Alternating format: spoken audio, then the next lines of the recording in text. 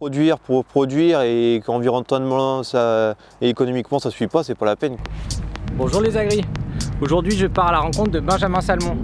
Benjamin est un jeune agriculteur qui n'est pas encore installé. Il commence son exploitation en novembre.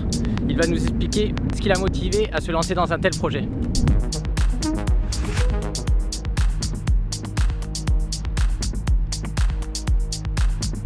Benjamin Salmon, j'ai 25 ans. Moi mes parents ils sont pas du tout du milieu. Mon père il est dans la maintenance industrielle, je suis rognier. Et à un moment elle est routière. Bon, depuis tout petit mes parents ils habitaient à la campagne quoi, donc milieu des champs, j'allais souvent avec mon voisin et tout ça. C'est comme ça qu'est venue l'envie quoi. Après j'ai fait les études, un bac pro agricole à Rouillon, puis après un BTS Axe à Val-de-Sarthe quoi. Moi j'ai acheté ce terrain là, ça va faire 6 ans maintenant. Donc 1,5 hectare quoi, et puis après j'ai commencé tranquillement avec des bovins, un peu de matériel pour faire du foin quoi. Bon, c'était voilà, quand même un rêve qui se réalisait on va dire tranquillement quoi.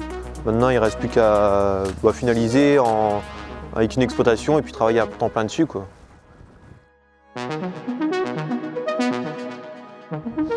J'ai déjà fait un précédent projet qui ne s'est pas réalisé quoi, parce que c'était trop cher par rapport à ce que je voulais en faire quoi. C'était pas, il y avait des bâtiments que j'arrivais pas à rentabiliser par rapport à mes objectifs quoi. La banque elle suivait plus quoi.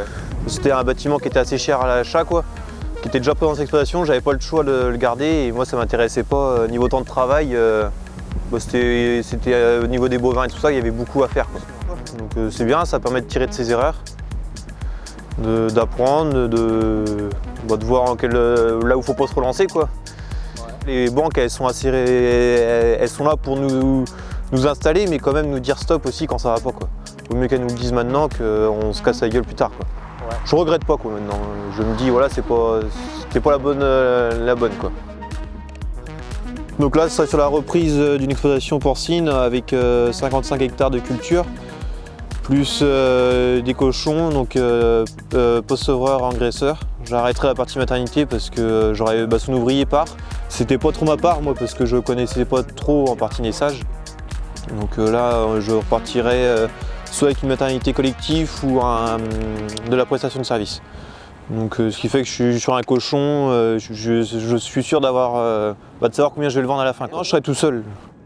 Mais ce sera le groupement qui me financera les cochons quoi, si je pars sur de la prestation ou sinon ça sera sur un essayage collectif. Donc là sur l'exploitation on serait sur 250 000 € pour la partie bâtiment. Donc les porcheries, plus 50 000 € de matériel. Et après il faut rajouter à ça 130 000 € pour la maison d'habitation en privé avec 1 hectare de terrain. Déjà, au niveau de la banque, on sait aussi déjà ce qu'elles veulent, donc ça permet d'aller plus vite aussi dans les démarches. Là, moi, j'ai fait le choix de ne pas apporter d'argent personnellement, quoi. Donc apporter par contre un peu des bêtes, quoi, on va dire. Ce sera un atelier que je vais créer en plus. Au niveau des banques, ce qui est surtout compliqué, c'est que l'élevage il a été contaminé, donc il faut éradiquer tout le cheptel. Donc on repart sur un cheptel nouveau, donc il faut le financer, il faut financer l'aliment. Et pendant ce temps-là, c'est pareil, le temps que le porcelet soit vendu, il y a au moins 6 mois qui se passent, donc sans rentrée d'argent, donc ça c'est le plus compliqué. Le GDS prend en compte la désinfection du bâtiment, quoi. Mais moi c'est en fait le roulement, le temps de le mettre en place, c'est ça qui est le plus compliqué, quoi. Financer l'aliment, les porcelets, les soins à faire. Entre le OC et puis un emprunt à faire, il faudrait rajouter encore de l'argent, quoi. Au final, je suis quand même content et on repart sur de meilleures bases. Et puis moins d'emprunts aussi, parce que c'est vrai que c'était plus lourd. Avec les premières années, j'aurais eu plus de mal. Là, on part sur quelque chose avec plus de souplesse, quoi. Et c'est ce que j'ai envie de faire depuis tout petit. Et voilà, je vis de ce que j'ai envie de faire, quoi. Si on le fait, c'est pour soi. C'est un gage de satisfaction aussi, quoi. Moi, au niveau du temps de travail, non, j'aimerais bien partir sur des journées assez classiques, quoi.